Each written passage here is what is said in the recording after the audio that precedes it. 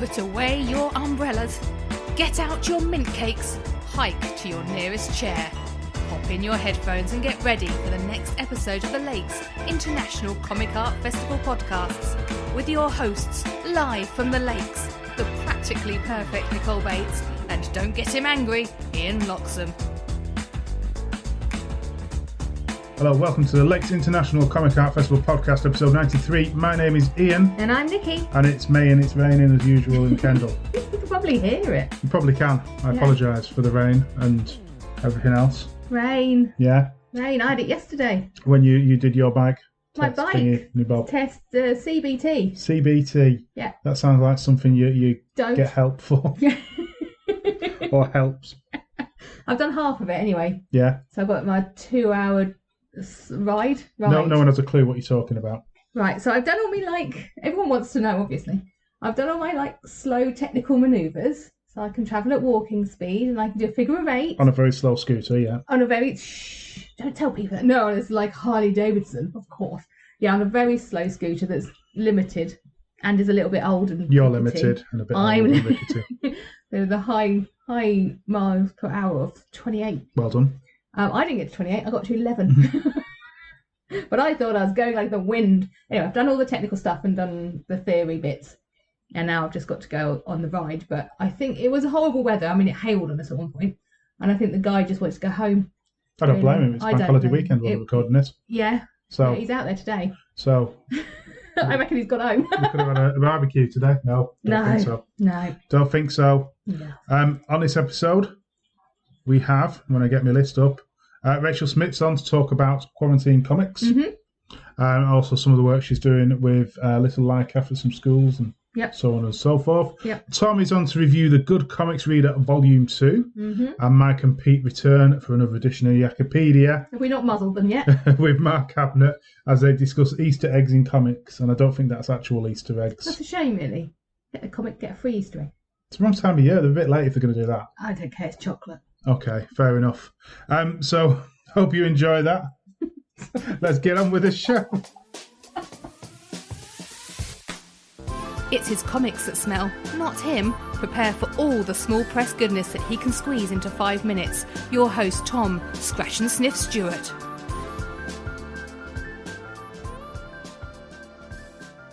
Hello and welcome to Small Press, the Small Press review section of the Comic Art Festival podcast with me, Tom Stewart. Today I'm going to be talking about a new anthology that came out from the micro-publisher Good Comics, and it's the Good Comics Reader Vol.2. Now, being a big fan of Good Comics, I was excited to get into this. This is part of their 2021 collection that was funded on Kickstarter. I think all the titles are out now, and this was one of them that was up and is available just now at their store. I've got it in digital form, but I can wholeheartedly say right now, having read through it, I think I would rather have it in physical form because some of the pages don't actually work as well on digital. They're maybe just cropped slightly differently, don't really line up as well, and I just think it would be better to see a lot of the art and stuff on full page, like full double page spreads and full pages. Now, you've got a few regulars of the sort of Good Comics roster with Kristen Haas-Curtis and Gareth A. Hopkins, Olivia Hicks, Claire Spiller, Olivia Sullivan, Good Comics' own Paddy Johnson and Sam Williams and Rosie Hathaway, Josh Hicks. There's also Bridget Hathaway and Mathilda Tolik, Maria Fowler and Peter Wilkins. Now, there's a kind of theme to this second volume, that every story starts with "it was a dark and stormy night." And I've got to say off the offset, I don't know if I was a massive fan of every single one of them starting with "it was a dark and stormy night." The repetition after a while, because there's so many creators within it, just didn't really sit very well. Although I did thoroughly enjoy this piece. The anthology on a whole I like a lot of these creators. I think they put out really great individual work. It's a collection of comics that get you thinking a wee bit more in a lot of places, a wee bit more. The strips are a wee bit more personal and seem to come from a deep-seated place with a lot of them. It's very, well, I'll be honest, it's very sort of pretentious and art-like of me to say it, being like, oh, it comes from a deep place, but it is, you know, a lot of these things are sort of more arty in a way, especially the likes of Gareth Hopkins with his more kind of contemporary comics in a way. There's a couple of other little think pieces throughout it, bits about the environment and stuff. There's loads of styles on display here. I don't think any one strip is the same. The only consistent thing throughout it is it was a dark and stormy night. Leave Room for Cribbage by Olivia Hicks is definitely one of my favourites in it. I think Olivia Sullivan's one, their Tropic, is just amazing. Some incredible colours on display here. Really nice laid out pages. Big fan of their work anyway. Do you know what? It's really something that needs to be seen to be gone through properly. You need to really ingest this and really take it in and have a good think about it. A lot of the pieces are maybe between sort of 2 and 5 pages each, and like I say, it works probably best in a physical form. The Good Comics Reader Vol.1 was a risograph printed, sort of bigger, almost newspaper tabloid size thing, and I think this is more of a traditional kind of comic size, if I remember rightly. There's some great work on display here, a lot of nice artwork. There's wordless pieces, there's almost like poetry in amongst all of it, a lot of thought-provoking pieces throughout it. Like I say, it's an anthology, so some of the strips don't work as well as the others. There's something for everyone in there, and that's what you get with an anthology. You're never going to settle on every single one of them being absolutely amazing. There's obviously going to be people that sit with you more than others. That's exactly what you've got here. But like I say, this is kind of part of a bigger piece overall, really, because this came out with the whole 2021 catalogue. So if you go on over to goodcomics.co.uk and check out their shop, you've got LDN by Ramsey, FML Comics collected 2016 to 2020 by Natasha Natarajan. I really hope I've said that name right. I apologise, Natasha, if I've butchered that. Fishes May Come Back by Emre Altındiag. Return by Nikki Banedos. And obviously the Good Comics Reader Vol.2. Apologies for my mispronunciations there. But that's part of that whole 2021 catalogue. So in a way, the Good Comics Reader is just almost acting as like a catalogue for all the rest of what Good Comics have going on within their store and their kind of roster of creators that are working with them. And I think it just kind of shows as well that they have a good solid relationship with their creators and stuff, so that talks a lot for the publisher, that they'll show up for the next kind of collection, the next anthology, whilst they're also putting out this new lot of books as well. So check it out, go to goodcomics.co.uk, follow them on Twitter at good_comics. They're also on Instagram at ourcomicsaregood.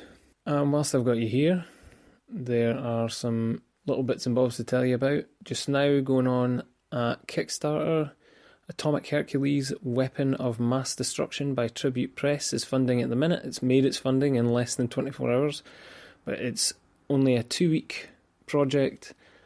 Make sure and get yourself a copy of that. Hercules is the last sane man in an insane universe, and that makes him really peed off.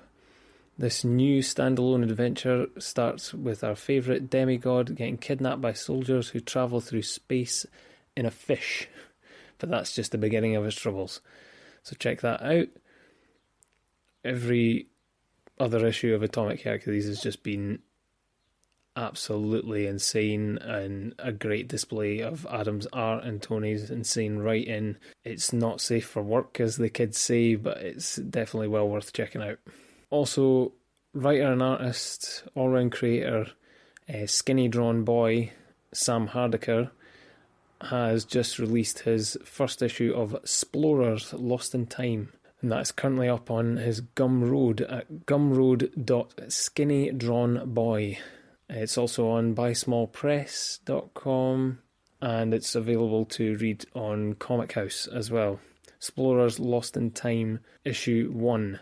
Explorers 1 kicks off an all-ages adventure story across time. 3 friends find themselves getting sent back in time, all while being chased by an unknown government agent. So check that out. And also make sure and keep an eye out at penguin.bigcartel.com for Alan's new collection of the Penguin strips Burnout dropping soon. I think that should be going up on his store pretty soon. It's not up just now as he's just fulfilled all the Kickstarters and whatnot. But whilst you're there, make sure and pick up a couple of copies of previous back issues like Coincidence and Vision and these sort of Treasury editions. Did You Hear the One About? And Don't Judge Me. There's also his Magnet comic strip up there. All reasonably priced. All absolutely massive collections of these strips. Great comics. Well worth it. And that is it for Small Press this time. Reach for the shelves and read more comics. I'll see you later, folks. To get in touch, please go to Twitter and Instagram at ThatComicSmell. Thanks for listening. Can you hear me? We can hear you. Can you hear us? Yes, I can. Excellent. You made it. Sorry I'm a bit late. It's all right. That's all right. You made me panic because I'm useless with Zoom. We're old. Yeah. Skype just seems really clunky after using Zoom for like 2 years. I don't know. You see, And it wouldn't let me change my password to I hate Skype. Zoom's like 6 months old for me. I'm so old. We are. No, it's me. I'm bad. I'm just bad with technology across the board. So yeah, it's definitely my fault. It's me, not you, guys. We'll blame you. Makes me feel better. Thank you for coming on. How are you both? Yeah, it's just to try and work out the last time we saw you. Oh. It was Thought Bubble. Face to face in Thought the before Bubble. times. Before the end times. Yes, the BC times before COVID. But before that properly, it was Mac Pow 2019. Yes. Yeah. Because we've had an interview since then, haven't we? Because No. I sort of came to see you to talk about that. That was at Mac Pow, yeah. Yeah. Yeah. But not since then. That might have been the last time, you know. No, Thought Bubble. We said hello at Thought Bubble. Ah. Yeah. And you bought a badge because Oh. you're always buying bloody I badges. love my badges. Yep. Thought Bubble's always such a blur of people. You see people for like 2 seconds and it's like, oh. That was our It's first really- experience that year. It was. Yeah. And it was manic. Yeah, as usual, a lot of armpits for me. I'm at armpit height. Me too. I feel you, sister. 5 foot nothing over here. Yeah, exactly. It's all armpits. That's why you stand behind tables then. That's a safer spot. Yeah. That's the only reason I became a comic artist. So I've got that barrier. You can actually see. That's a lie. Right, so let's dive straight into it then. Okay. So I'm just thinking Mac Power then. That was when you were releasing Stand in Your Power, I think. Golly, yeah, it would have been. Yeah. How did that go? It seems Went all right, very thanks. positive Yeah. reception. Yeah. People were pretty excited to have something in the same sort of vein as Wired Up Wrong, because that did Yeah. very well. And yeah, that was, and it was also quite a cathartic as well. Wired Up Wrong was quite a cathartic book for me, but Stand in Your Power as well, because it was about, you know, coming out of a breakup and sort of working out who I was again. And I think a lot of people found that very relatable. So yeah, it did very well. Thank you, Ian. So what were your plans from there? Can you think back to that time? What were you going to do after that book then? Did you have another book in mind? Work-wise? Yeah. Or personal? No, work-wise. Work-wise. I went on to Tinder. Work-wise, what was I thinking back then? Gosh, it's, like I said, it's really hard to think in the before times. I was still working on Isabella and Bloodwyn, and I still am working on Isabella and Bloodwyn. That's with Cast Iron Books now, and should be out spring next year. So we finally have a release date for that. And we'll be crowdfunding that again, although we're doing it in such a way that you can just pre-order it and you'll definitely get it So yeah, crowdfunding is maybe the wrong word, but Cast Iron Books it works in a sort of new way. It's not like a publisher I've worked with before, but they're very, very good. And yes, they're going to make the book a reality spring next year. What else was I working on? Golly, yeah. This is weird. Probably Trying just, to think back, probably it's just so hard. Isabel and Baldwin, and then of course when everything happened, I started Quarantine Comix. Those have been the big things. I've done some little things in between, but So yeah, when lockdown hit, then what were your first thoughts? Because obviously, you say Quarantine Comix came about, but did that take a while to kick in? How did it all come about? It kicked in pretty quickly actually, because I started it on the day before my birthday, which is the 20th. So I started it on the 21st of March, which I think we were just about to go into lockdown. Yep. And the first comic came out then. But I was feeling really sort of despondent and quite useless. When these big, horrible things happen, I tend to feel a bit useless because I'm just very small and I want to help. And I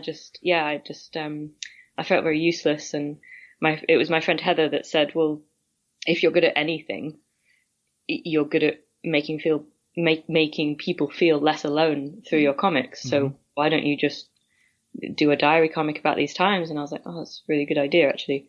And I sort of started doing it just for me, just to give me something to do, to get out of bed every day. And I started just posting them online, but people really, really responded to them really well. And yeah, it's kind of in the same vein as Wide It Wrong and Stand in Your Power. It's very, very personal and very kind of self-deprecating at times. And I refer to my sort of mental illness struggles quite a bit. And yeah, just it started from there. When I started them, I didn't think they would end up in a book. They were just these scribbly. I probably would have spent more time on them. No, they were going to be in a book. But don't tell my publishers that. But no, I mean, all jokes aside, I think that is part of their charm. They were sort of drawn very frantically, sort of while they were a view from the ground, if you like. But yeah, did you like them? No, I thought they were absolute rubbish, to be honest. But oh, no. we just thought you'd get you on, I'll hit him for you. No, we loved them, didn't we? No, they were. It was a daily dose of escapism, I suppose, or just something because every day it was COVID, wasn't it? Well, yes. Yeah. So to have something fresh. And that you could resonate with. So certain ones of them I'll be like, yeah, I feel exactly the same. And things like that. So yeah, a lot of people were sort of commenting, saying like, oh, I didn't realise other people were feeling like that. And I was like, well, okay, I didn't realise other people were feeling like that. I'm just drawing about me. But it's been a really nice thing to come out of quite a horrible time for me, at least. So what was what I'm going to say? What was the process? You've already said it was quite fairly quick to draw, but obviously the writing. I know again it's only small amounts of writing, but some of the things were very, very cleverly written. Did you sit there thinking over the writing in particular, or did it just come out? You can make yourself sound really intelligent here, so go for it. Some of them, did come out really easily, and some days I would go a bit mad and do four in a day, and just because I'd have so much to say about what we were going through. And then other days, I don't know, it's I was very strict with myself, and I gave myself rules because I react well to rules. They had to fit on an A4 piece of paper. So the most amount of panels I think was 7, and then you're getting really like little letterbox like shapes for the panels. Most of them were 4 panels. Between 4 and 5, most of them were. And it's actually really difficult sometimes to make concise statements. Like sometimes I find it a lot easier to write a longer thing than it is to write a shorter thing, just because you have to chop out so much. But I think in doing that, I kind of got these quite, what am I trying to say? They weren't sort of diluted in any way. They were quite raw emotions, and I think I just, because I only had the A4 bit of paper, I had to be quite. I'm sure there's a word I want. This is another thing that's happened this year. I've lost all my words, so I'm glad I did those last year because I can't bloody write anymore. But they were quite condensed, they were condensed pieces of my feelings, which I think is what was part of their charm. And I sort of didn't really let myself ramble on like I am doing now. So, I mean, you got to look at the classics, just like Garfield or so forth, to get those 3 panels with an actual topic and a theme and a small story. Is clever. Yeah, so, like it's the beginning, same a middle, as and that. an end. Yeah. To get that in so few panels is actually quite difficult. I sound like I'm really bragging myself up now, but you've got a book full, so come on. Some people would look at them and be like, "Oh, it's only 4 panels. There's nothing." And it's like, well, actually, it was quite difficult because I was feeling a lot of feelings that day, and I had to sum them all up in 4 drawings. But I think that's been the sort of strength of it in a way, that they are all quite short and easy to digest. Did you find it therapeutic at times, or was it quite hard? Mostly therapeutic, sometimes quite hard, especially the ones about being away from my partner, which became the sort of arc of the story, like how long we were trapped away from each other, and whether our relationship would survive that, and whether I would survive that, because I found it very difficult. I don't know. It mainly cathartic, just getting my feelings out of my head and onto a piece of paper is really nice sometimes. And then having people come to you and say, I feel like this as well. People said, oh, you've made so many people feel less alone. And I was like, actually, I was making myself feel less alone because I was sharing it with all these lovely readers. So, well, you did get a lot of feedback. Obviously, Twitter in particular seemed to, it just grew and grew as you were doing it on a daily basis. That must have felt amazing. You're Twitter like a got comic angry with me when I didn't do it. I was like, guys, I need to rest. I need to do my actual work. They were like, where's the comic today? The voice of the people. Sorry. One of the clever things I thought you did, though, was also selling those pieces every day. That was genius. Oh, thank you. Just to bring that, just because everyone's going to struggle over lockdown, aren't they? It's so challenging just to find that income. I thought that was clever. That was really helpful, actually, for me financially. I mean, I only sold them for sort of £15 a pop because I wanted, normal people to be able to buy them. I had a few friends saying you could probably add a zero to that, and I was like, well, no, I don't really want that. Like, I don't need that. I just want to make ends meet, I didn't want to become. Yeah, I didn't want to sell them for silly money. However, going forward. However, I do have a few left. Maybe I will add that zero. But no, I think, certainly comic creators have struggled at times with no conventions and stuff. And I think any way just to make those extra few pounds. Superb. So it's your turn now. You start selling stuff like that on a daily basis. There's a few that sort of stood out to us, I must admit, just going back through them. One of the ones for me was I Miss Brexit. I love that. It's like, that didn't cause any suffering, really. Back in the happy times. Yes. We thought that was a problem. Another one I think that suits you as well is why a bookshop's non-essential or not non-essential. Yeah. And I'm just surrounded by books. Yeah. Just oblivious to how many books I have. Yeah, it's I'm still like that now. Thank goodness Amazon for yourself was going. That's but sure. I don't know. There's something really special about bookshops, though. Yes. Like you don't get the same with online. And there are not nice online places to get books that aren't Amazon, like bookshop.org or whatever, or Waterstones. But it's not the same. It's not the same as having to prowl around a bookshop. Because you have to know. And they are open now, but or at least they are here. But I don't know. I'm still a little bit trepidatious about going into shops. I get a bit frightened, so I just sort of get in and get out, yeah, I'm looking forward to the times when I feel safe, just having a real good browse and a good flick through everything, and a little cheeky sniff. Do you sniff books? Oh I have- no, I have don't a start. problem. It's Ian. I He do. loves to sniff them.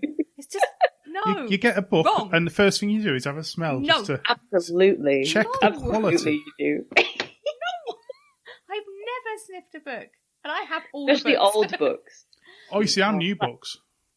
And new books. Old books I find a bit, I don't know. Oh, they're good in their own way. You don't know I where think an I old prefer old books, having a good old sniff. No, absolutely not. Oh, You're just dear. like, I just read them, you weirdos. You absolute weirdos. I don't even generally read. I know you don't Standard really books read other that than much. Yeah, apart from your comics. comics. Yeah, it's me that reads. But I still sniff them. No. It's weird, isn't it?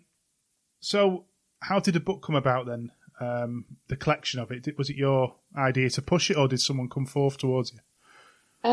Again, this was kind of Twitter.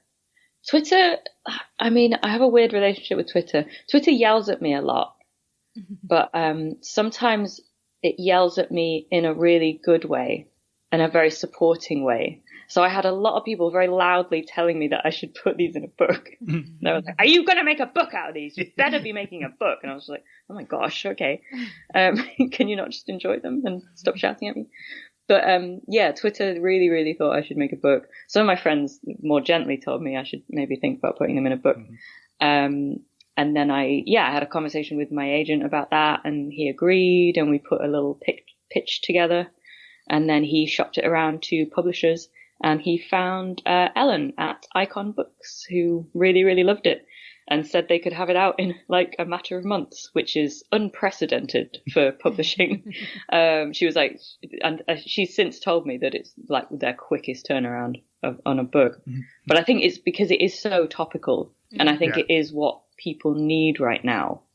Because hopefully, touch wood, touch all the wood, hopefully, you know, in a few more months, we'll feel a lot better about all this, and you know, maybe more than a few months. I don't know, but yeah, We'll get there. We'll get there. By the end of the year, that's what I'm thinking.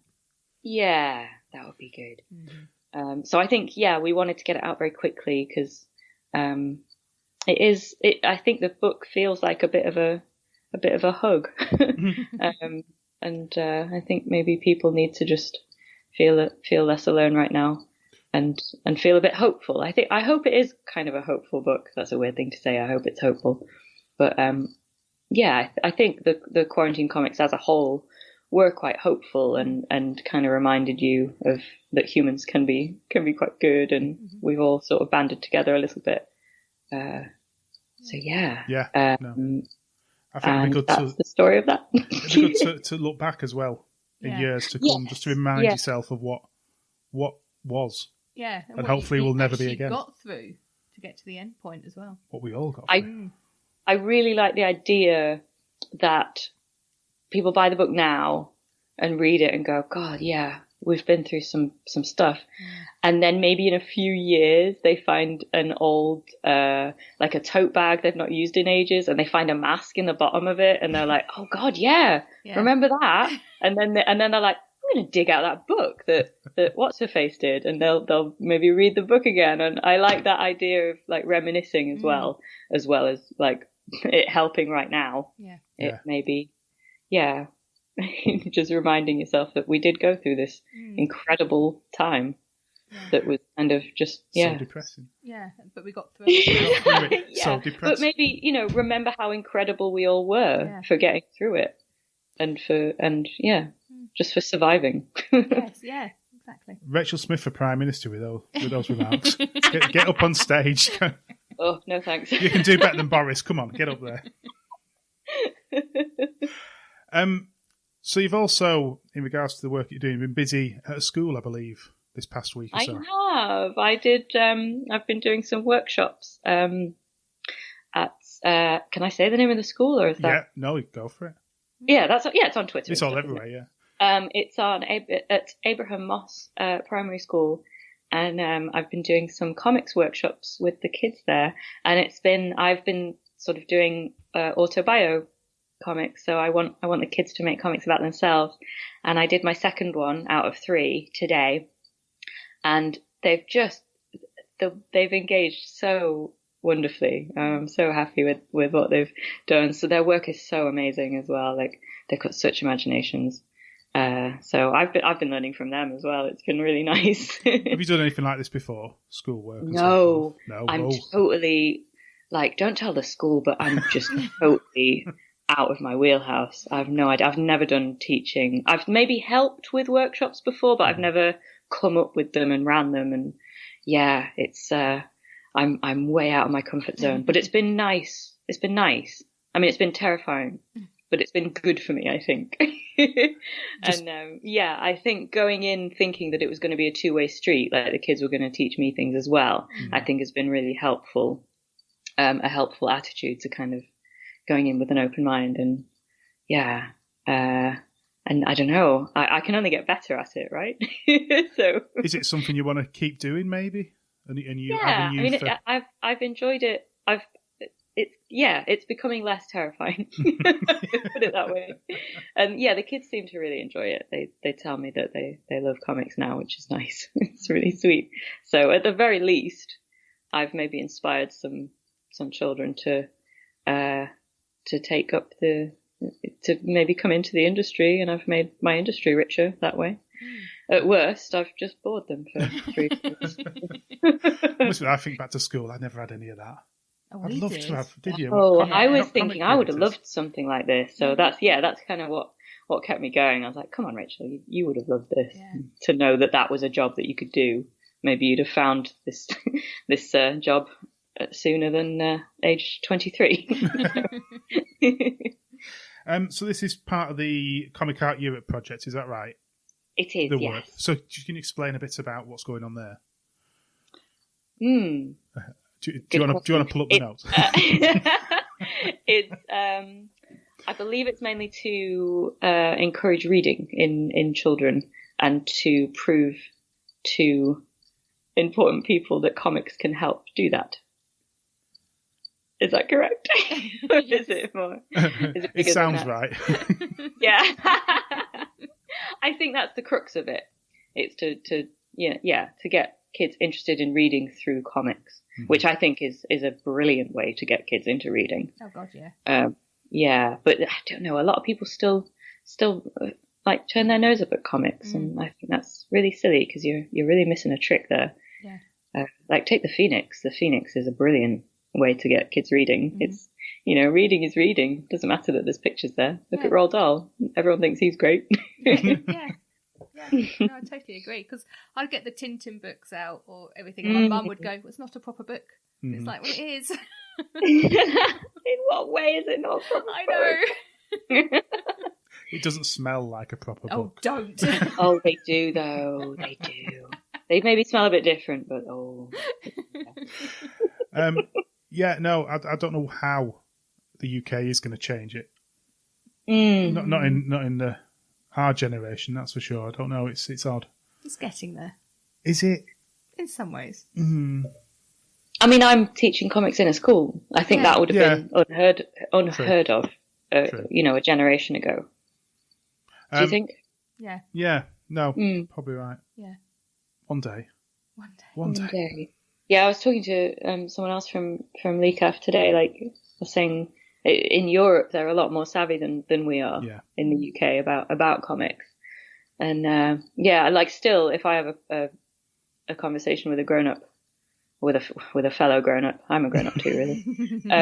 I'll still say, they'll say, "What do you do?" And I say, "I do comics," and they'll be like, "Oh, like Spider-Man," and I'm like, "Sort of."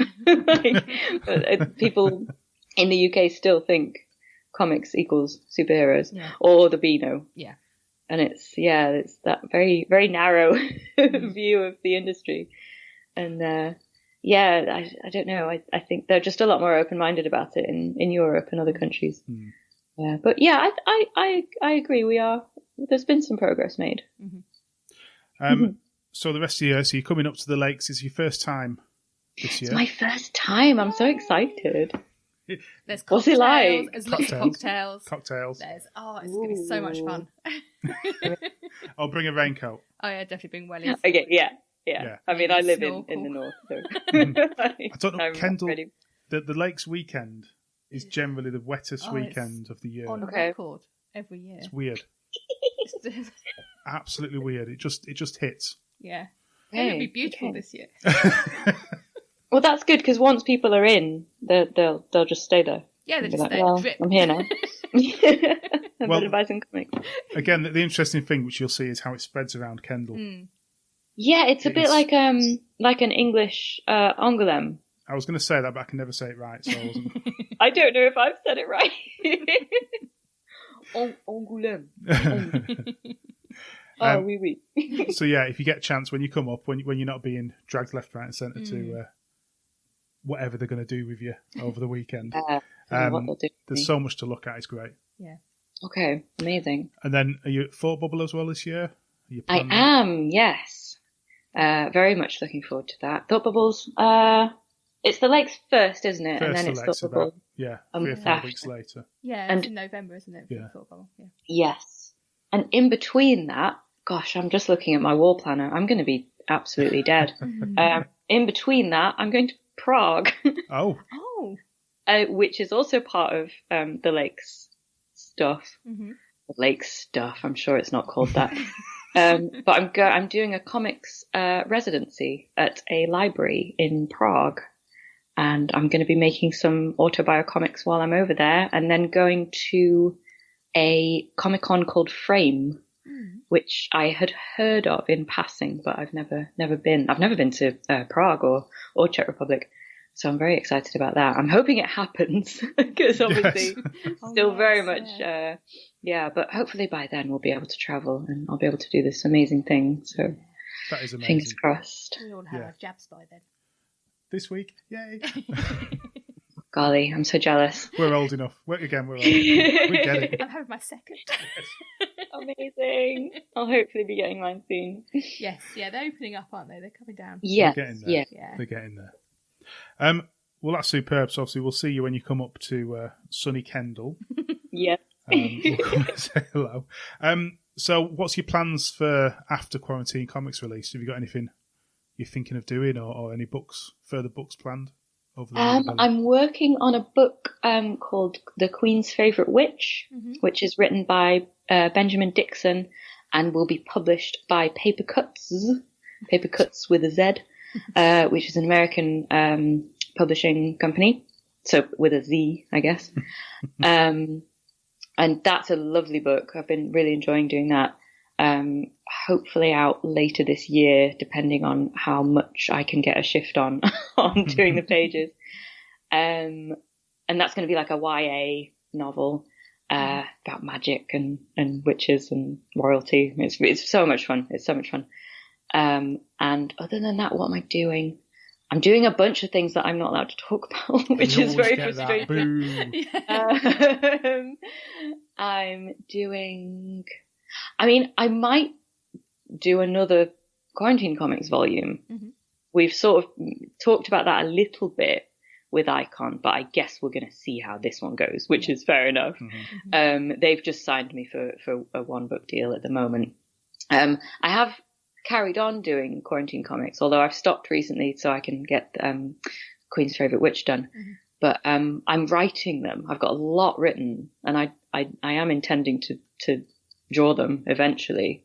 So I think even after, touch wood again, after we've got through all this, I think they would still be interesting for people to read. Even if they're not like, a view from the ground, so to speak.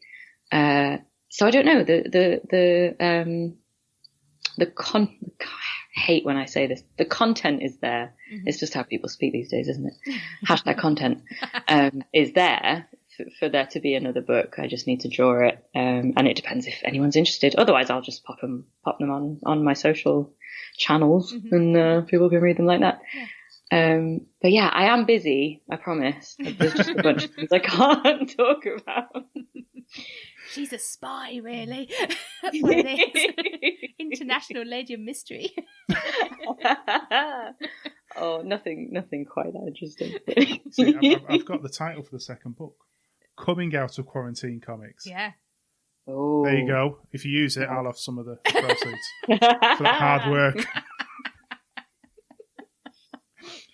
If people want to get hold of the new book then, when's it released and where can they get it?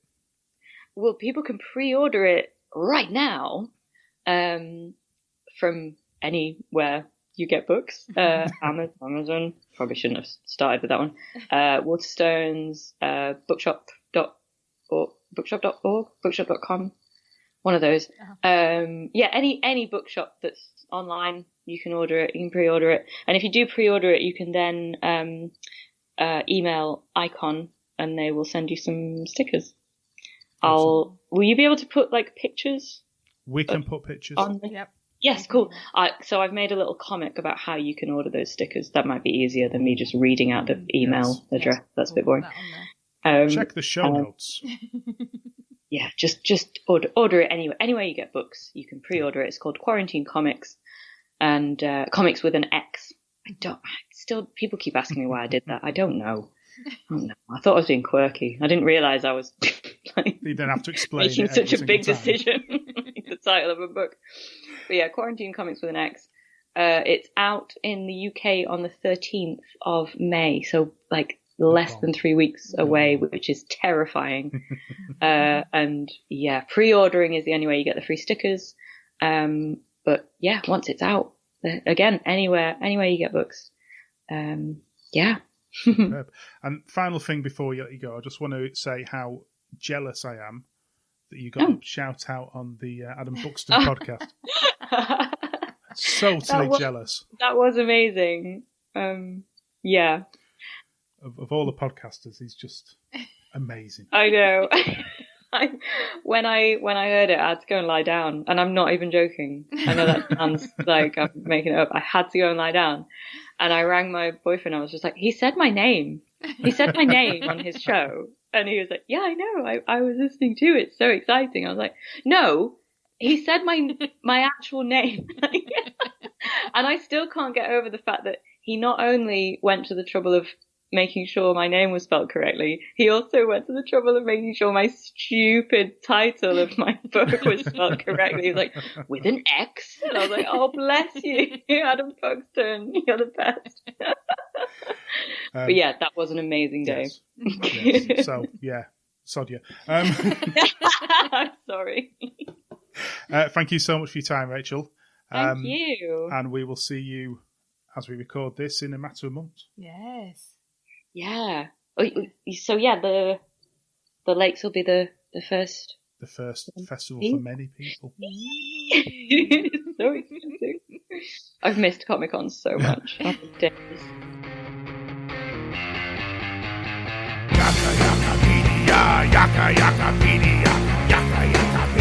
with my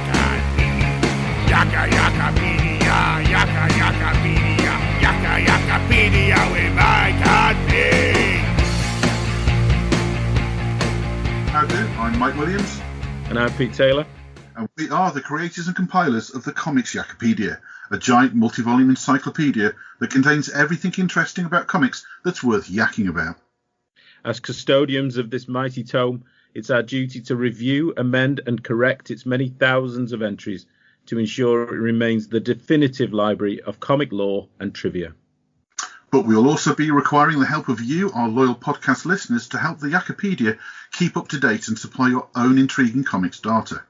More on this at the end. Greetings. Well, hello. Here we are again. And hello to our semi-regular guest now.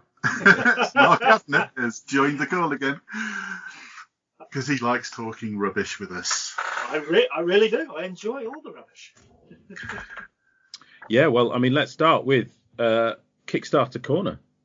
I mean, Mark, I think you've got something to tell us. Well, last time I came on, guys, you were kind enough to let me tell the comic book world all about my Kickstarter, This Land. And that was issue 1, and that was released in February. And we managed to knock it out of the park at about 145%. Nailed funding within 7 days. And that was my, basically, to drill it all down, it was Moana meets the X-Men. what would you do if you had the powers of the gods, and what would you do if the gods came and wanted those powers back? So it went really well, and I learned a lot. It was my first Kickstarter ever. I thought at the start, I sent every single backer a video message. And it wasn't till about, let's say, 110 that I thought, this may have been a bad idea. So there are only so many times, and everyone was absolutely unique. There were some small parts that were targeted to the individual, and then at the end I would always say, feel free to fire through any more thoughts and concerns or issues you had. And by the time you've done that 220 times, your tongue is pretty much all tied up and swollen. But it was great. It went really well. I learnt that you can't send stuff out straight away even though you've got it completed, because you actually need Kickstarter to pay you. It took a bit longer to get rewards out than I had hoped, but it's done and it's out there. And now we're on to issue 2. So, it's issue 2's all but complete, but the lettering, which is scheduled to start next week. We started our Kickstarter on Sunday for issue 2, and basically it's about issue 1 still available with issue 2, of course, in case you missed out on it last time. But the problem is there won't be an issue 3 unless we get issue 2 over the line. And we're at 54% after about 4 or 5 days, which is fantastic. This time, we've got twice as many people this time who have backed at this point as we did last time, which was really says a lot for the campaign and says a lot for the book and the people involved with it. So it's really exciting. And essentially the book now, the scene has been set in issue 1. And now the action begins in earnest. And see, there's always a problem when you try to explain another book and you don't want to spoil anything for people who haven't read all one yet. But we learn more about this land, and we learn more about why and how this new New Zealand came into being, and why certain people have been affected certain ways, and why these godlike powers have been influencing and playing with their abilities and culture. I think that sums up pretty well, yeah. But it's exciting, and all the rewards are done and dusted. We've got new pins printed. We've got prints from New Zealand artists. What else is happening? Last time I did a colouring book, and we've got another colouring book this time round, which features teaser pages from issues 3, 4, and 5. Oh, nice. So, yeah, it came out really well, to be honest. Dear listener, you can't see, but we can see each other. And so I basically, there's a generous amount of splash pages and prints and large panels from the book. And they've come together, and obviously the covers all come together in black and white in a fantastic colouring book. And we've got issue 1 and 2 of that colouring book. So I would call it an adult colouring book, but I'm sure the kids would love it as well. But it's an all-age read. Kids will get something out of it, and adults will definitely get a lot out of it as well. So it's a shorter one this time, isn't it, as well? Yeah. When's your end date on this? So trying to avoid the dreaded Kickstarter lull, which they all have. They all have a little bit of down period. We are only running 3 weeks, and we're ending on the 16th of May. So, yeah. Awesome. 18 days to go. Brilliant. And how many in total before the series is finished? 5 issues, but there's no point in waiting. There's definitely no point in waiting, because you're not going to get the last one unless this one gets over the line. So, oh yeah, no, but I think it's good. I like a series, you know. I think that, and I think people do enjoy, jumping on and reading as it goes. That's how comics were built for me. It was the only way, and because it's an issue out every 3 months at this point. So every 3.5 months. So they're all the artwork's done. It's just colours and letters for 3, 4, 5. So what I've had done, and you guys can see it here. Sorry, so we've had the colours have been done for issue 2. The first 5 pages and the cover have been done for issue 3. as well as the first 5 pages of issues 4 and 5. And the reason why we did that instead of just doing so we could have preview art ready for people to look at for the rest of the series, like they do for some of the mainstream books when they come out. You always get the first 3 or 4 pages of art out first, and I thought it was be beneficial for the readers to know, hey, we're ahead of the game here. We're almost done, but we just need your help to push us over the edge and get those last few bits done. So. Sounds great. So what do people search on Kickstarter? This Land Into the Deep. So it says This Land 1 and 2. But if you type in This Land on Kickstarter, you'll go straight there. So brilliant. So what I will be doing is for each additional Kickstarter I do, it will also always say This Land 1, 2, 3, 1, 2, 3, 4, 1, 2, 3, 4, 5. I've been told that's the way to make people aware that they can get the whole shebang and they're not jumping in on an issue 4 with no chance of getting the rest. Oh, that's quite good, actually, yeah. Oh, and we got Project We Love again. So, 2 out of 2. Oh, nice. So still, it's a nice pat on the back, but I don't know if it means dollars, so or backers. But it's interesting. But we've had our first Spanish review from a Brazilian website. We've had a few reviews from school children back in New Zealand and in the UK as well, which has been lovely, and lots of positive feedback from people globally. I mean, it's really. I was surprised how big the audience was in America as well. It was about 40% UK and 30% US, 30% Australia, New Zealand. So and with a little bit for mainland Europe. But it's been fantastic. And we've also got a couple of digital bundles where you can get over 300 pages of comics for £5 if you don't want to dip in for the hard copy. So that went really well last time, and a lot of people traded up from the digital issue for £3, and you can get the hard copy for £5 or 1 and 2 for £10. Brilliant. So, cool.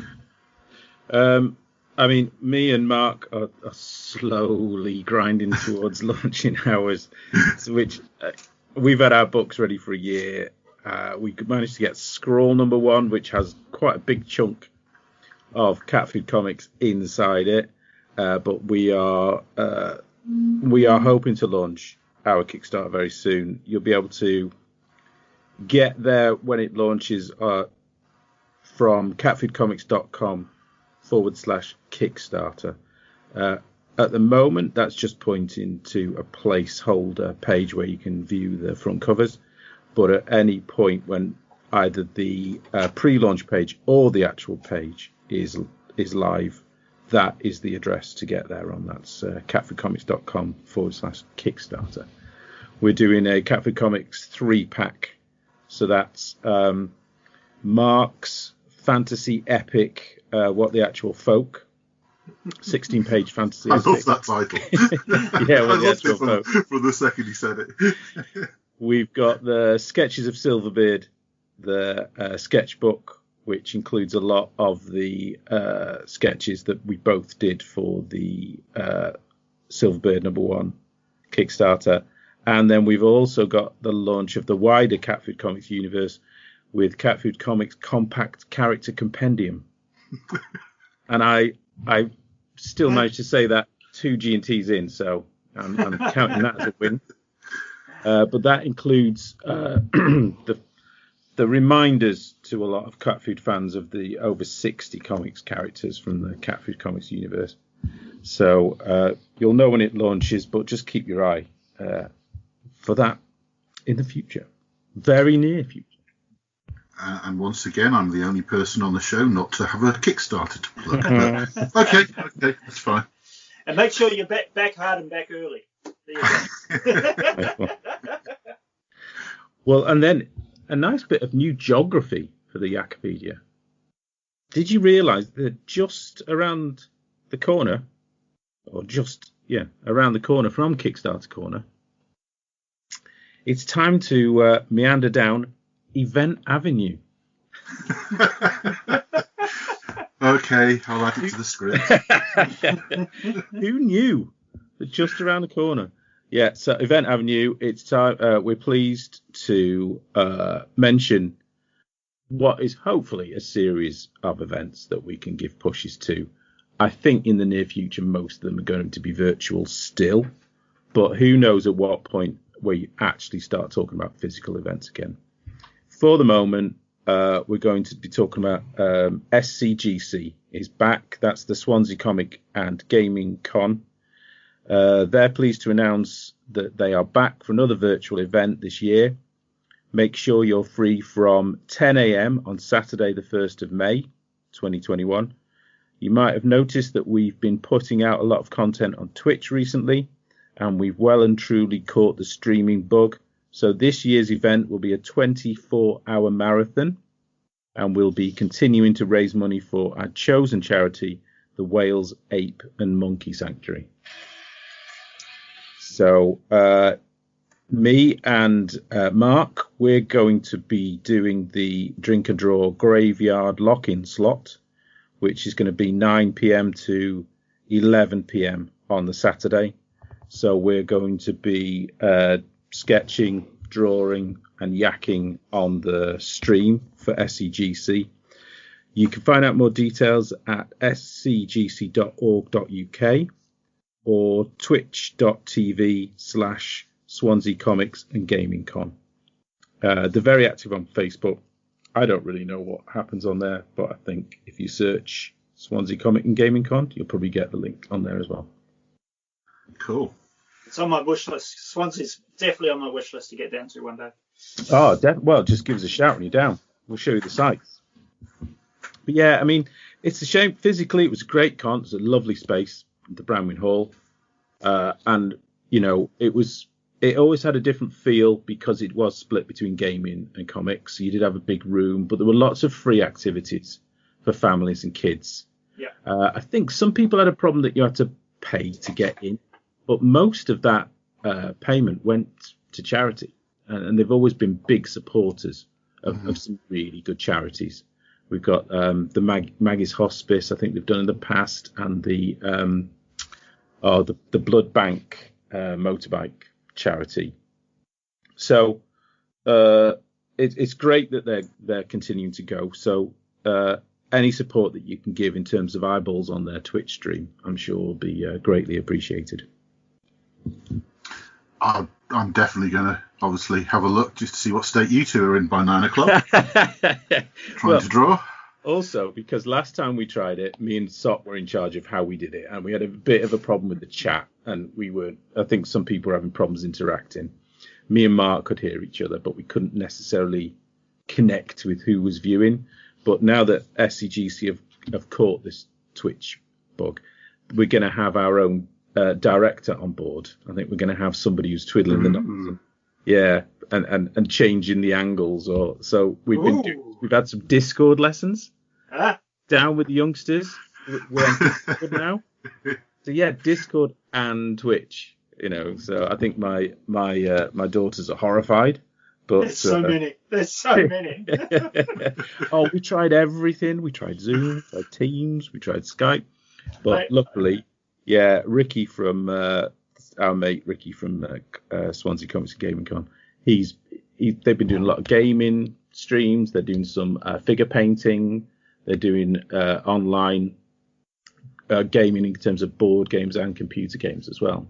Hey, let's be honest. They're our emerging market, and that's where we need to be. So you know, I mean, I almost did a sea shanty the other day, for God's sakes. So.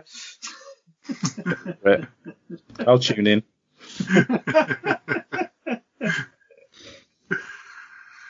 Right, so on to the Yakapedia, and we have the entry for the week is the promised Easter egg edition. Yes, perhaps a little late. Yep, really should have been last time.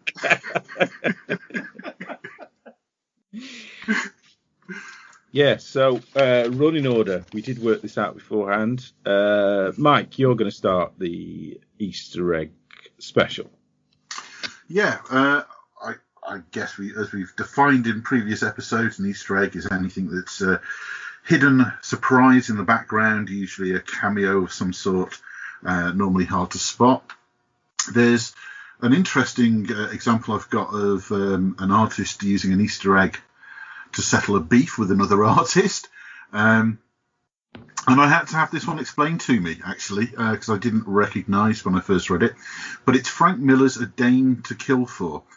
There was a new artist at the time, Jim Lee, who hit the scene, and he had a very Miller-esque style, shall we say, that was at the time very unique to Miller, really. But Miller kind of got the hump with this, and there was a few other artists as well that were doing a similar thing. I think he called out not only Jim Lee, but Michael Netzer as well, I think, at the time. So in 1994's Dame to Kill For, there was a panel, someone just innocently asking Marv how it's going, and he replies, same old, whilst stood with his boot on the neck of a guy that's bleeding out. And I got explained to me that the guy that was crushed on the floor was Jim Lee's character Deathblow from Darker Image. And this kind of reminded me of the whole East Coast, West Coast rap crew battles and disses, which kind of made me laugh. So I did quite like that one. That's fab, isn't it? Yeah. And I'm hoping that nobody else would have possibly even spotted these to look at to include tonight. But I've got a guilty pleasure, which is the Lost TV series. Absolutely loved it. It was kind of a joint watch for the two of us. And we rewatched it again recently. But as a consequence, I'm still a member of odd discussion boards scattered through the internet. And some of them, even had a post this year. That's how popular they are. But Cool. Over the years, they have actually flashed up whenever something Lost related has appeared in comic books. And I realised, looking at the different ones, there's a really weird Lost Flash connection. In 2012, there's a Flash issue that had the core characters as the crowd behind Barry emerging from another dimension. There's no explanation, but it was all the Lost characters, really quite plain. And the weird thing is, in Lost itself, Hurley is seen reading the Flash a few times across the series, and he even has. I think they were walking along and just bored, but Hurley and Charlie had a conversation about who would win, Flash or Superman, in a race. So it kind of okay, that's Lost referencing the Flash referencing Lost. And then in the Arrow TV show, there's a bit where they're trying to sort of catch up a character who's missed the last 5 years of world events. And one of the things they mention is, and Lost TV show. I think they were all dead, weren't they? Or something along those lines. So that actually puts Lost in the Arrow Flash universe, which is another weird one as well. But it's not the only one. There was Captain America 34 in 2011, and there's a screen on the back, TV screen with a news anchor, and the rolling ribbon is reading Jack Shepherd, The Lost Are Found, ? And again, in Wonder Woman 2, there was I actually dispute this one, but I've seen the picture, and there is I don't know what the context of this is, but there is a giant sort of walking down the street, and within all the people, who are tiny really on the panel, fleeing, you can make out Hurley. So if you make out Hurley, you then realise, okay, that's Jin. Okay, that's Kate, and you can almost. But I'm still not sure on that one. And the cover of Catwoman 51. This is the latest one I actually found only researching this. There is a picture of a prison photograph holding up the little sign. The number on her prison ID photo is the number from the hatch in Lost. And there's a whole raft of other places where that's been used. But those are my favourites I found anyway. Nice. And we've got some in from other Scroll Lords, I believe, who have contributed to the show from afar. Yes, we have got some contributions from the great Scroll Lords.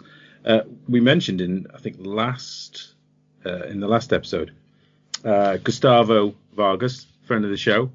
He had sent some in previously. He sent an extra one in today, so we've got a lot from Gustavo. I think some of them we're going to put, all of these, I should say, we're going to put onto the blog, so everyone can see the visuals as well as the explanations that we're talking about. But Gustavo's going to have some extra ones that we're going to put on the blog. He has mentioned there is a South American comic called Marco Mono by Carlos Trio and Enrique Breccia. Apologies for my pronunciation.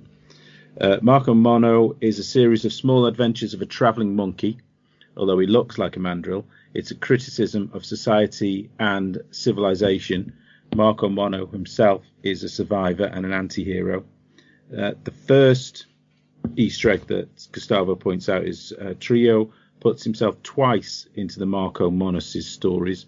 The first one, he's just somebody taking notes of what happens in a city, a secondary character. And we can also see Alberto Breccia, father of the artist, in one panel as a background character saying, oh, here we go, "Mijo mio, my son." And this, I really like this one. In the second story, both creators appear. The main character, Marco Mono, gets killed.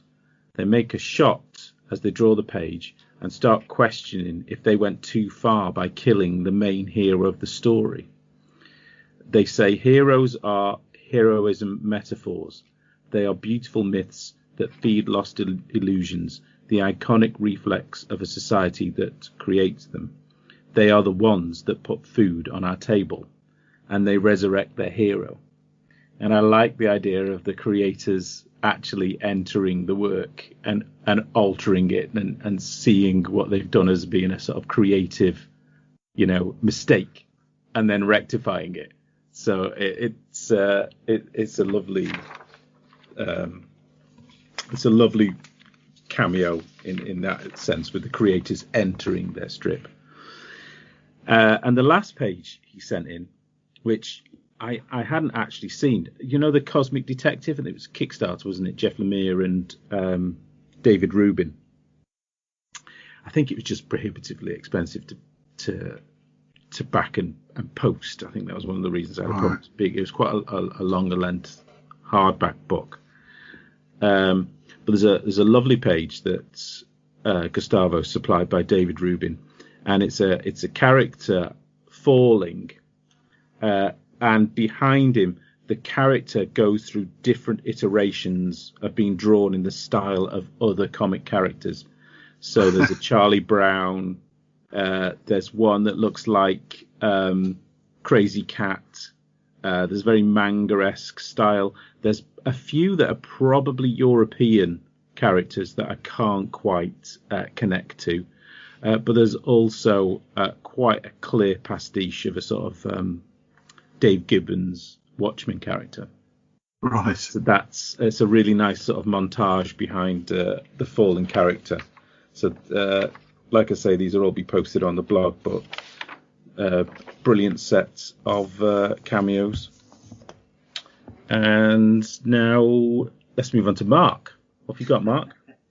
Well, I mean, I've got some obvious ones, but they're brilliant ones. We'll start with the first Easter egg cameo that I ever saw. Was in Marvel Comics Cable number 22 by our friend Ian Churchill. And Ian, in an airport scene, put he slipped in Bruce Willis in full Die Hard vest, and Samuel L. Jackson walks through the airport scene. It's memorable to me because it's the first, what the hell are they doing there? Yeah. The moment I had as a kid reading a book, I was like, what is going on? So it pulled me out of the story, but I thought it was amusing. And then you go back and look around. This is before the internet. You rely on all these trade magazines and stuff to put out and let you know what all these little Easter eggs were in the world. And then you pick up something like Alex Ross and Mark Waid's Marvels, and that is just the whole book. And then even more so, Kingdom Come, Waid and Ross. They're littered with cameo appearances. You have when the Human Torch first appears in Marvel's #1. You have Lois Lane and Clark Kent right there in the audience taking photos. The wedding of Mr. Fantastic and Sue Storm. The Beatles are and the crowd there, and as well as quite a few famous Marvel creators. And yeah, there are plenty of Marvel creators. Stan and Jack, of course, they appear earlier on in the 40s era. And it's just littered. And you can get, I think online, there are definitely some full annotations, and even maybe the oversized hardcovers probably have those as well. But it's absolute. And even a lot of the scenes and panels are a tribute to existing Marvel comics as well. So yeah, I absolutely love that. Kingdom Come has a quite amusing one in one of the future DC bars. The village people are all lined up there in their superhero garb, looking very Flash indeed, and they would not look out of place these days, to be honest. And some of that get up. You see, they'll certainly would have. This is 1994, 95. They'd take Lady Gaga down a peg wearing these things. But my two more favourites of mine. My absolute favourite is probably. I was, and this is a bit of a self-promotion here, and I didn't know this was going to happen. But when I wrote Hit Girl story in the Middle World Annual, the artist didn't tell me that he'd inserted myself in it. So on the second page of that story, there's my head flying clean across the room, being decapitated. And so I don't know if Mark Miller owns the rights to my likeness now. I'm going to have to check that one. I'm going to have to check that one out. Otherwise, I could give you a payout, I think. Yeah. You know? Yeah. But that was a little one, and it was very clever. Very very happy with the artist for doing that, just inserting and himself in there as well. Both our heads flying across the room from a slashing sword. Oh, So yeah, but those are some of my cameo Easter egg faves anyway. It's funny you mentioned the Beatles. Actually, Star Wars comics, they're so easy to do because they have like cantina type scenes. Yeah. I think I sent you the picture of the one where there's Hellboy in the background. Absolutely, yes. But there is one where there's the entire of the Beatles in Sgt. Pepper uniforms, just sat around a table. Just and you don't notice it until you notice it, sort of thing. I mean, there's a thing about some of these Easter eggs is obviously at a certain age you don't know some of the references, and it's the same as when you go back and watch a TV show or a film and suddenly you know some of the actors because you've seen them in something else. It's the same with, you can have an old comic and actually have no idea that you suddenly recognize that one person is an old movie star or was in a TV show that you hadn't watched when you'd read it for the first time. So that's quite funny. We've had a missive from the mighty one, Nick Prolix himself.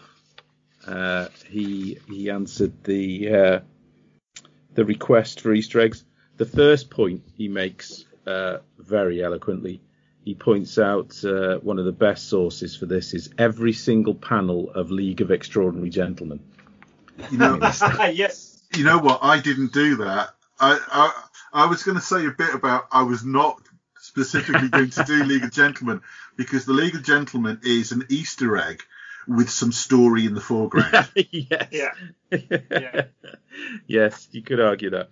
Although I did, once you said that, I did the first thing, and that's interesting, is when that name gets mentioned, what's the first Easter egg that pops to mind? And for me, it was I don't know which volume, but they do touch on the Isle of Dr. Moreau. Rupert. Rupert. Rupert. Oh.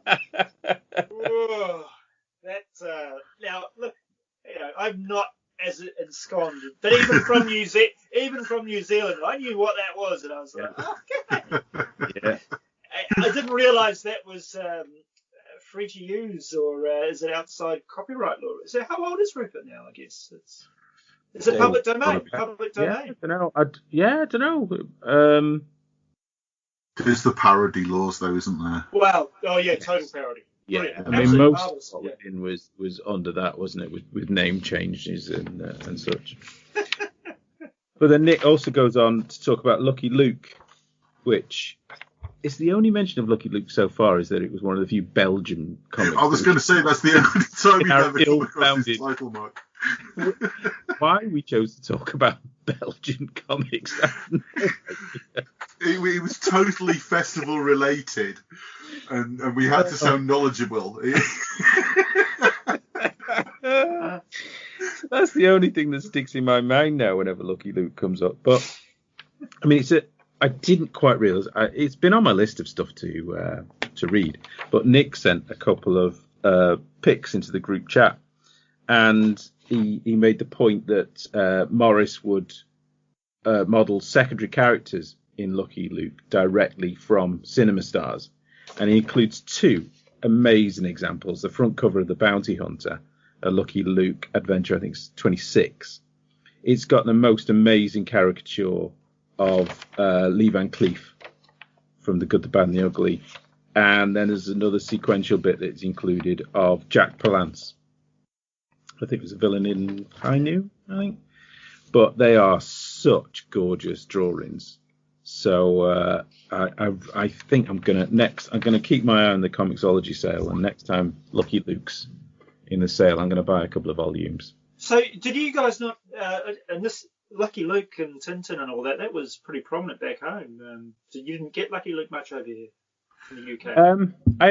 I saw it in comic shops. Okay. It's just the choice of what you were going to buy, really. Yeah. And I think the older I've got, the more I've started to explore particularly international and European comics. Yeah. So, I mean, and especially when you go to a Comic-Con, I know Europe comics have now, and it is easier to get. You'd have to get them from a comic shop, but when you're in the comic shop, it was that real kind of pull of what you were going to buy. So, and I haven't read Tintin either, to be honest. And I think that was more of a choice. I read every Asterix book I could get my hands on. Yeah. And I think it's interesting, like that, because it was Gauls, Romans, Vikings, pirates. I think there was a pull there. I was a massive sort of Norse sort of god nerd. I think the other thing too, obviously, with Asterix, the more cartooning than Tintin was probably more on the realistic side. And I think definitely the power of the parents' pound and dollar back home lent towards Asterix more than Tintin. I think school libraries had Tintin. And, it was on the telly. That was pretty much every school library, Tintin and Asterix, yeah. Who else did we get then? We've got some stuff from Martin as well. Martin Simpson. Simo. And he sent in some great pics, actually. And this is from the Sinestro Corps War, a Green Lantern saga. And it's a great little battle scene. And absolutely, of lots of the different aliens that are around, there is an alien in the Ridley-esque sense of an alien head, which is quite cool. But just off on another panel, one of the Green Lantern Corps guys is wearing a Predator helmet as well. Unmistakably so. Yeah. So a nice little AVP. It's the Sinestro Lanterns, I think, isn't it? Or whatever they were called. Sinestro Corps, I think was they were. Yeah. And another one with Batman White Knight. Yeah. And it's a single panel. And it's got pretty much every Batmobile ever in a row, and Batbike. And that's quite cool. Yeah, Sean Murphy is a huge gearhead. He loves his vehicles and cars, I think. Right. Yeah. I mean, it is. Does everyone have a favourite Batmobile? I mean, for me, it really is. It's a hard choice between the '66 Batman TV show Batmobile and the animated series. Yeah, animated for me. Yeah. For me, it's always been between the original 66 or I absolutely love the Tumblr from the film. Right. I just love it. I think that's the model maker in me, though. Yeah. I want one. I want to paint it up. I want to weather it. I want to, yeah. It's the one thing that, the realistic Batman, and we're driving a tank across roofs, and It's like, what are the rules, Christopher? What are the rules? Nice. Well, I've got one last one, and that is, and before I finish, actually, I think we need to point out that I think a lot of these Easter eggs that we've recorded, certainly when I went looking to remind myself, there's a lot of them on a section of CBR.com called Comic Book Legends Revealed by Brian Cronin. And I remember back in the day just knowing when these came out and going to visit that site sort of on that day and reading through the library. So I'm sure half of the stuff that I remember is probably down to Brian Cronin and his column. So shout out to that, and if you do want to look into this anymore, go and head that way. When it actually was comic book resources. Yeah, I think that's why I stopped going. It was just it suddenly turned into way too many 5 reasons why sort of territory, didn't it? It became less newsy. It's clickbait, and it got bought out, and it's a bigger company. Yeah. They're after the clicks, so But it is what the it is. library is still there. I think the library of some of that decent stuff, if you're willing to sort of dig down and get it, there's some choice. There is some choice stuff there, and this is one of my favorite sort of columns. But it was he did a section on as a series of teasers in the old Brave and the Bold DC team up title starring Batman. And it was when Dick Giordano was editing the title and Jim Aparo was doing the art. I mean, I had a lot of these, and I don't think, noticed any of them. But apparently, what they would do, so there's the team up between Batman and Elongated Man. They would always put a tease in each issue of who the next guest star was going to be in the next issue. So there's a series and they all link together. And so in the Elongated Man issue, which was, I think, 177, there's a shot of him stretching down the alleyway, chasing Batman. And the shadow on the wall is not the shadow of Elongated Man, but it's the shadow of the Creeper, who's the star of the next story, 178. So then there's a panel from 178, which stars Batman and the Creeper. And in a scene where they're jumping over a fence, you can see a Legion of Superheroes cruiser flying overhead. Later on down the line, there's 180, the team up with the Spectre. You can see in a very kind of Neil Adams psychedelic sort of galaxy background, you can see that the shapes make the figures of Hawk and Dove. So Hawk and Dove were going to be the stars of the title after that. I quite like this. It's There's and again, it goes on. 181, the series with Hawk and Dove in it. It's set in San Francisco, and there's a tram rolling by, and it's got the Robin symbol on the side. And some of the ones he showed, they only showed the panel and didn't give the explanation underneath. But I think it went on for quite a few issues. I think one was left out by mistake. But like you say, it's the discipline. And if you knew and spotted it one time, you might, and this is before the internet, you might start just looking for it. I think it's right. I mean, it's obviously dictated by the. Was it series artists changed quite a bit with Brave and the Bold, did it? Or no, it was all. I think most of them are drawn by Jim Aparo, but I think it was perhaps the fact that as the editor, they might plan and know who was coming, so it might be. It might have been just between Dick Giordano and Jim Aparo. I mean, it might have just been, something they hatched as a scheme between them. and whoever wrote it, didn't matter who's writing it to a certain extent. It's only the artist who needed to know what was going on. But I just loved the fact that it went on for quite a while, and it was quite subtle and sometimes quite obvious. When you see the creeper panel, it's really quite obvious it's the creeper. It's really weird. But yeah, that brings us. Yeah. But like I said, please check the podcast website for the visuals at comicartpodcast.wordpress.com. And many thanks to everyone who sent in visuals and favourite Easter eggs to us. Are you allowed to put my dismembered head on there? Oh, yeah. Definitely. Oh, yeah. Yeah. That's going in. Did you ask about the original art for that, Mark? It might have been less than 3,000. It was yeah. Oh. 3,000. We didn't talk about that one, though, did we? The $3,000 one. That was Adam Hughes doing a cover on Superman #6. It was a variant cover, and it looks like me. And Adam Hughes replied to me on Twitter, "I have never seen this man in my life. What is happening?" It's a weird one. You'll have to get a photo of that as well, actually. Yeah, we'll dig it up.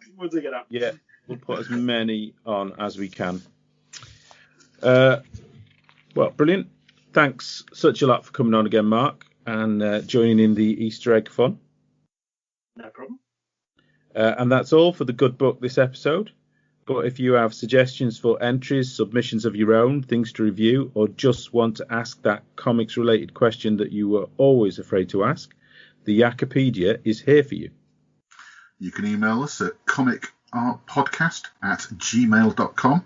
Find us on Facebook, Twitter @comicartfestpod, or use the form at comicartpodcast.wordpress.com to contact us. Awesome. See you soon. Cheers, Bye. guys.